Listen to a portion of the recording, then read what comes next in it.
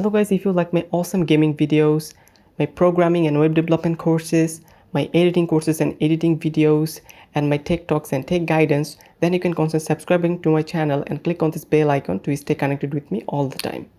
Guys, welcome to my channel. So in this video I'm going to talk about the very important concept for any physics student, for electrical circuit students, or any engineering students. They must know it in university level, even in college level. This is Kirchhoff's current law and Kirchhoff's voltage law, and some basics called node, branch, and loop. So these are the three things or four things that is really important in basic, so that you can understand much more complicated topic in the later future videos, which is mesh analysis, nodal analysis, all those things. So before that, you must be really master at those things. You have to have a good grasp of it so that you can master other difficult topics. So let's jump into it. So make sure you share all my videos to all of your students and all of your friends as well, so that I can get some motivation to make some better content for you in the near future. Okay, so first is branch.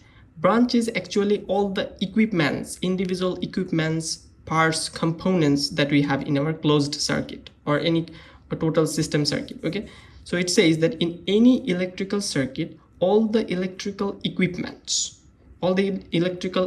is actually like resistor, which resists currents from going forward, capacitors that hold some energy, and some voltage source like battery cell or anything, inductors or coil, which are actually the parts of electrical circuit equipment. So all those things we call each of them is called the branch.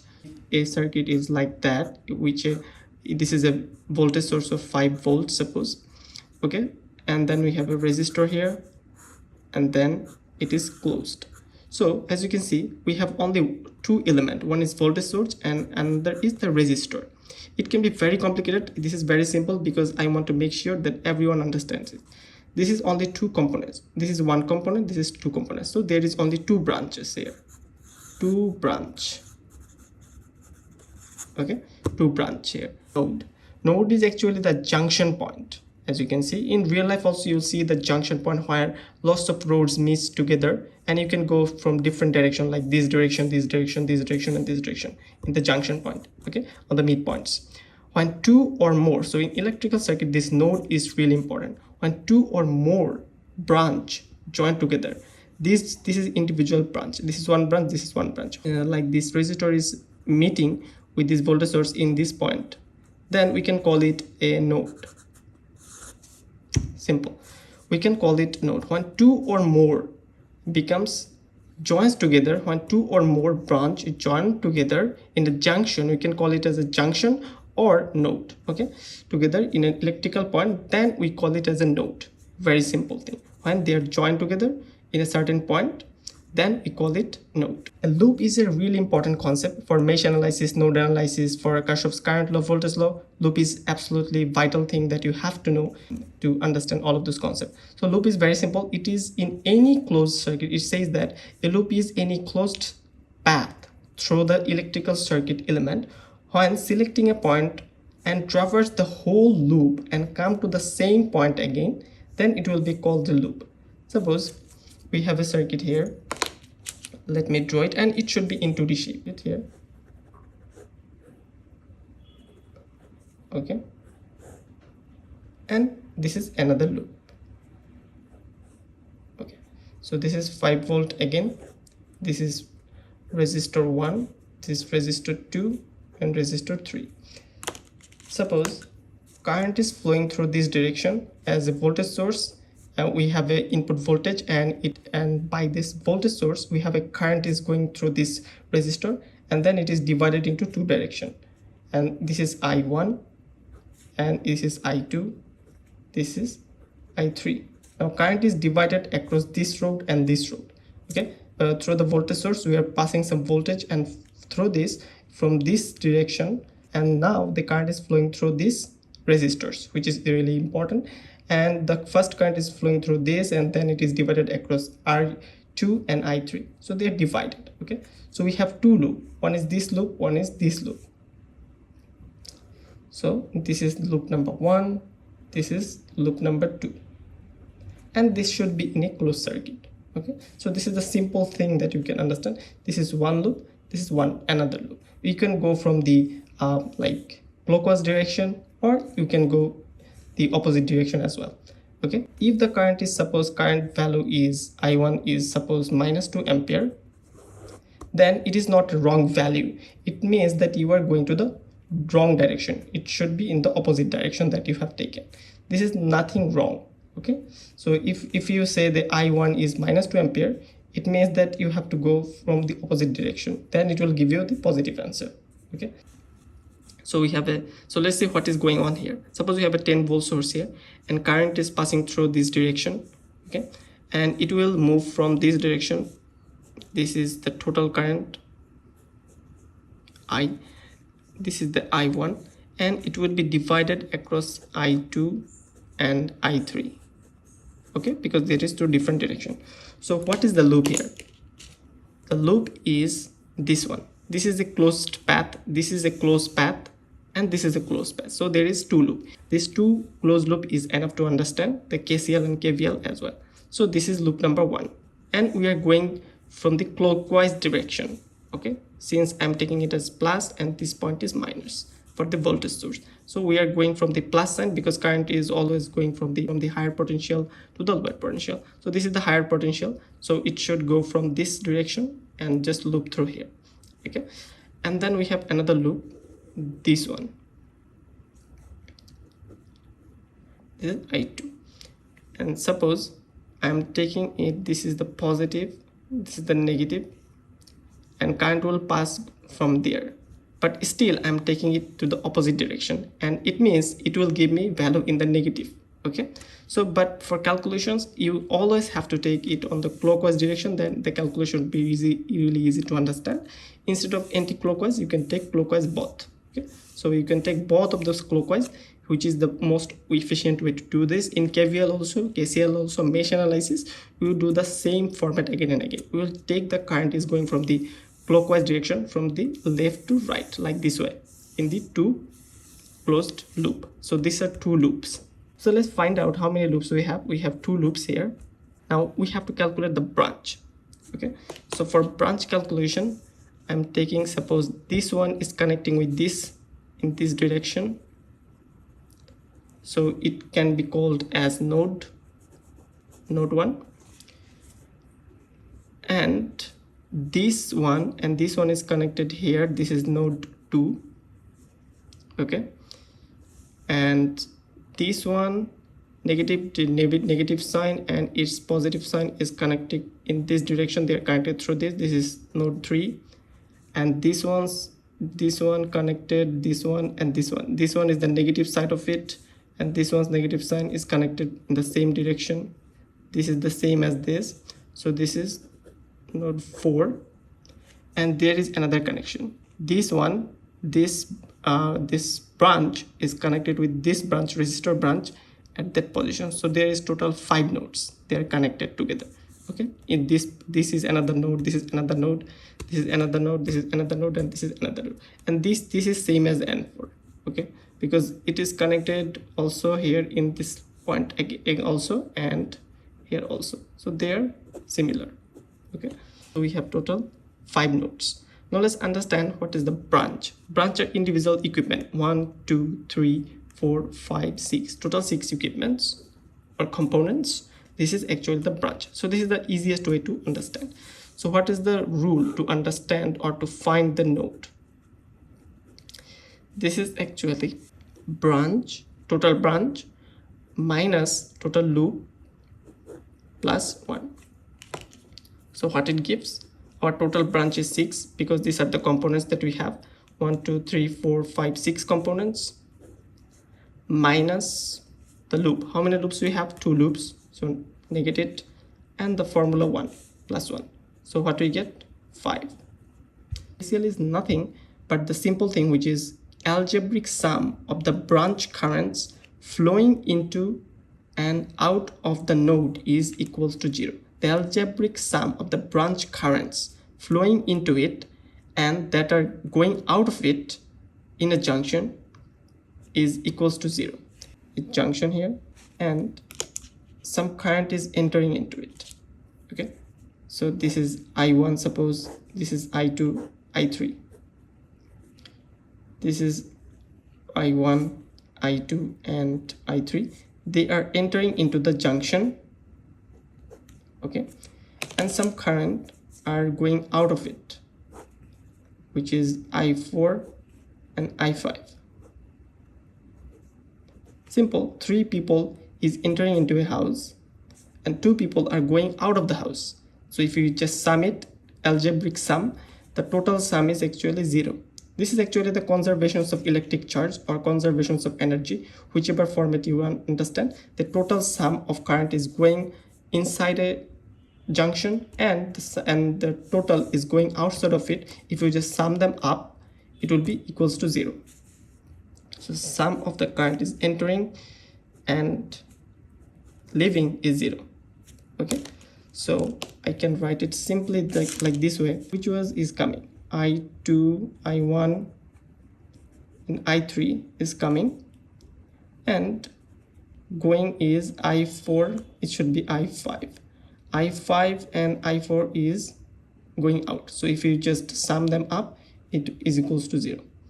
Okay, we can also write it like this: I1 plus I2 plus I3 is equals to I4 plus I5.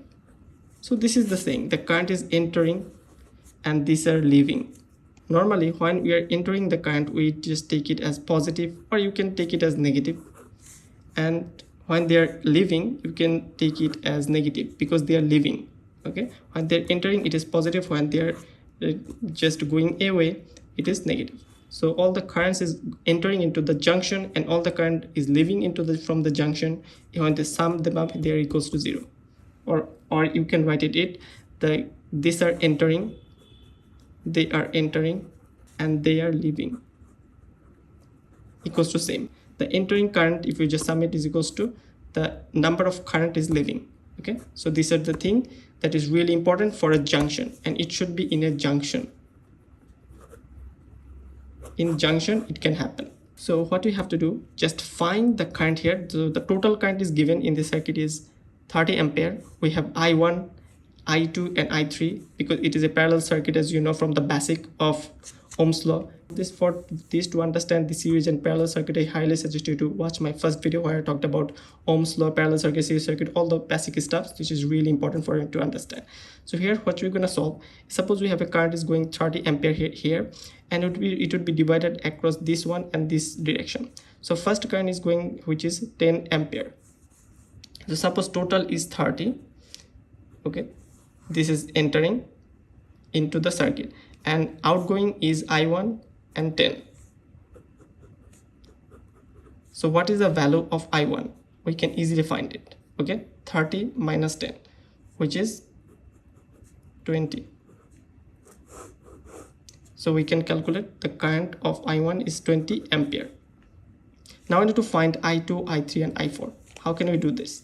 So let me consider this one is a junction where 2 current is entering, 10 ampere is entering and I2 is entering, and 15 ampere is leaving. So 2 is entering into the junction.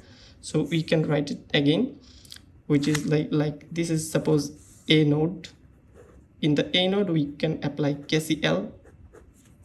Okay, if we apply the KCL, which would be like 10 ampere plus I2 is equals to 15 ampere. So 10 is coming here and I2 is coming here, which you need to find is equals to 15. So I2, if we just take it over 10 to opposite side, which is 15 minus 10, which is 5. So I2 should be 5 ampere. So we got our 2 values, which is 20 and 5. Then we have to find the last value, which is I3.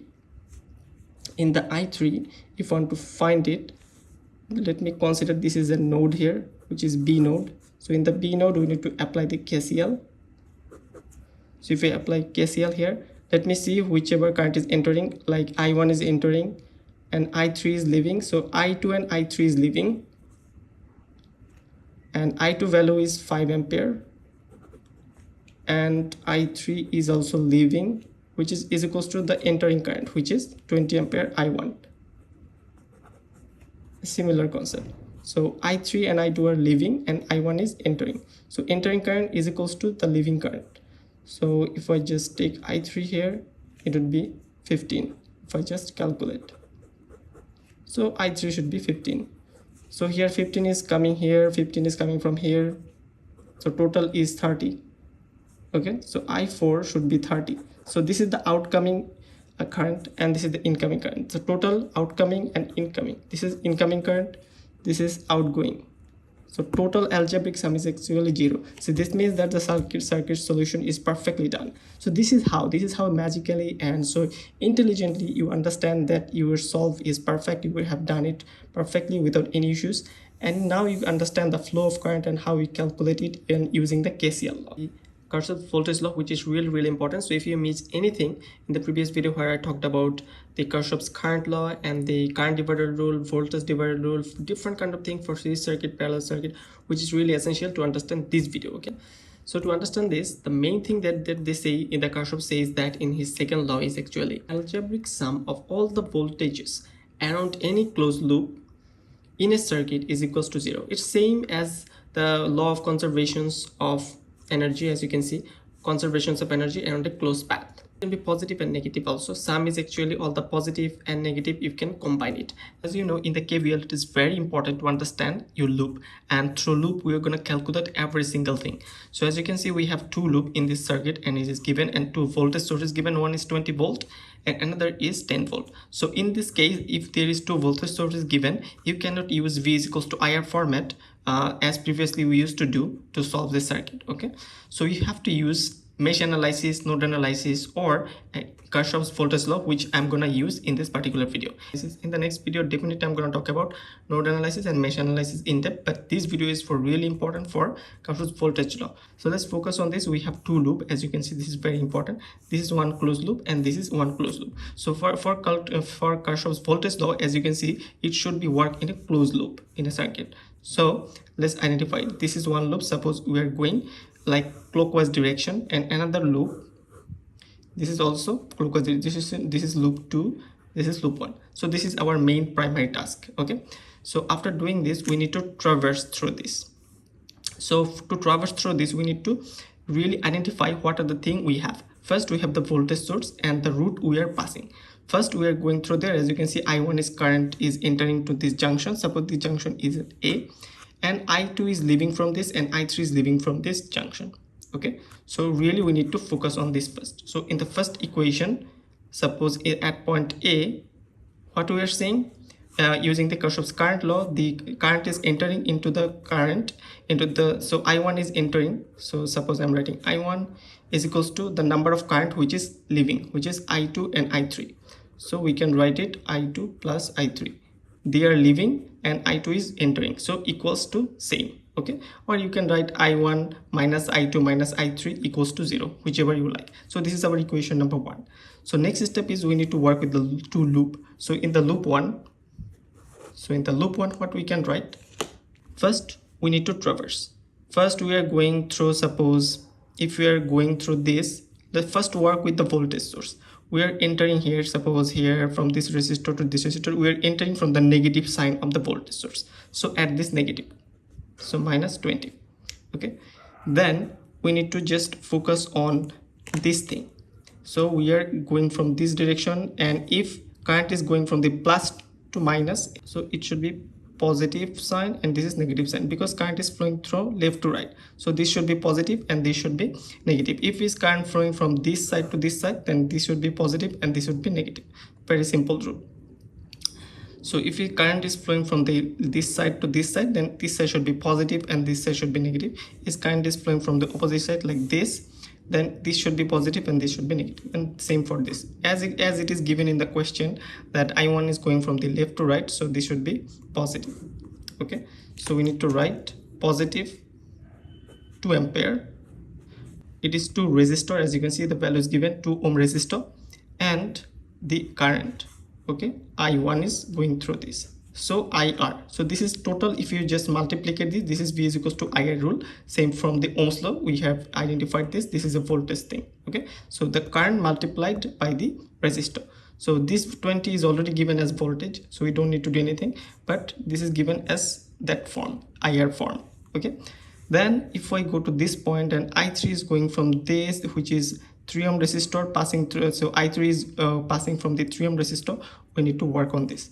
So if I write here, and current is passing from the top to bottom, so this should be positive, this should be negative, and it should be 3 times I3. Okay, and then we are also going from this direction, and current is passing from the 1 ohm resistor. So this is simple, 1, this is I1. Okay, so total is 0. So this is the thing that Kirchhoff voltage law is saying. In the closed loop, all the voltage source, if you sum them up, it would be equals to 0. So as you can see, the algebraic sum of all the voltages and on the closed loop in a given circuit is equals to 0. So as you can see, we have the 2I1, which is the voltage drop across this 2 ohm resistor. We have the 3I3, which is the voltage drop across this 3, and also 1I1, which is the voltage drop across this resistor. So if we sum them all up, it would be 0. So this is a very simple thing. So you can also write it like this way, like 3, if you add them up, 3I1 plus 3I3 is equals to 20. Similar. And now let me work with the loop 2. If I work with loop 2, it would be like if I just travel along to this voltage source. Suppose the current is passing through this I2, and it is taking the plus sign first. We are going from the plus sign. Okay, so here we are going from the minus sign, but here we are going from the plus sign, the higher potential to lower potential. So here you don't need to add minus, this would be plus 10, so this should be plus 10. Okay, then we are traveling from this direction, this should be minus, this should be plus, because the current is passing here, here, from positive to negative. So it is 5, and the current should be I2 here. So plus 5 I2, because this I2 is flowing from here.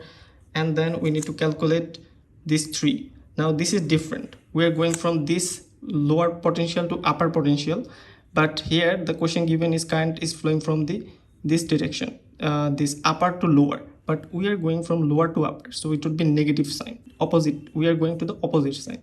So that's why we need to use negative, and it should be 3 ohm, and the current should be I3. Okay, so 3I3. Nice.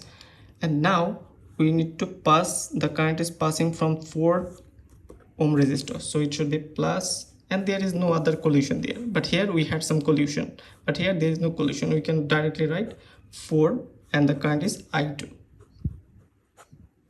Okay, so this one is I2, this one is I2, but this one is I3.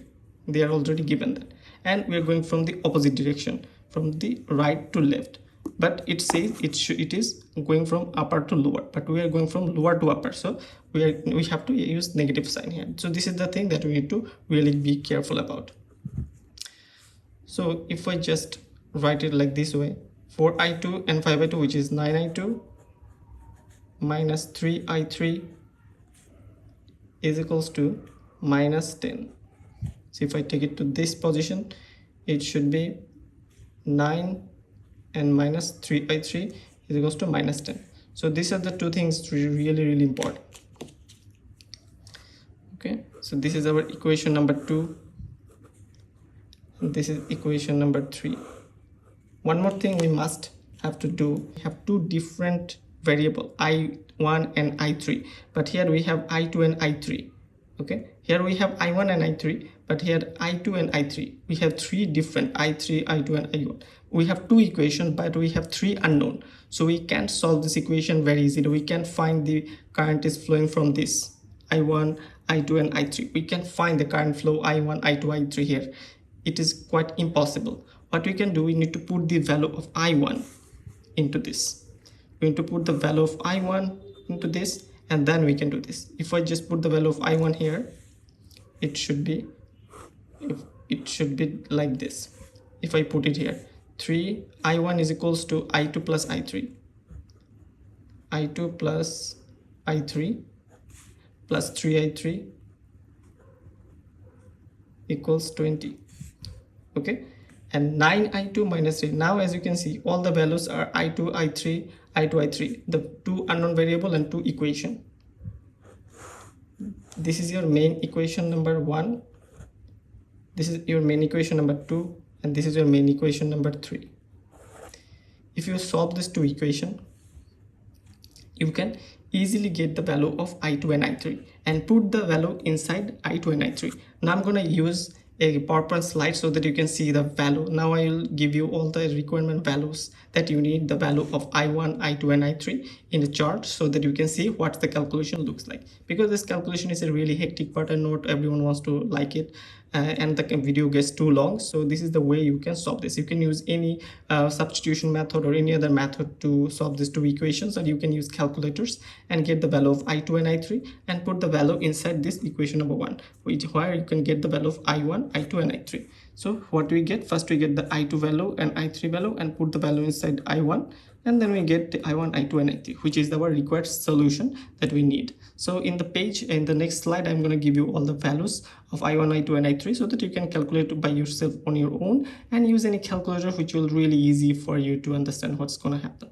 Okay, so this is the way you can understand how you can solve this complex circuit using the Kirchhoff's voltage law, which is really important, and it works on the closed loop as well. If you have one more loop, the loop would be called loop 3, and you will have one more equations. So you can solve those 3 equations and get the value of them very easily using the calculator. Don't worry about any calculations. It is very simple and easy. So as you can see, finally the algebraic sum of all the voltages in a closed loop in a circuit is equals to 0. By using this formula, we can solve any complicated circuit very easily. So thanks for watching this video. In the next video, I'm going to talk about more interesting and really advanced topic in the next future. So till then, take care, everyone. So in the next video.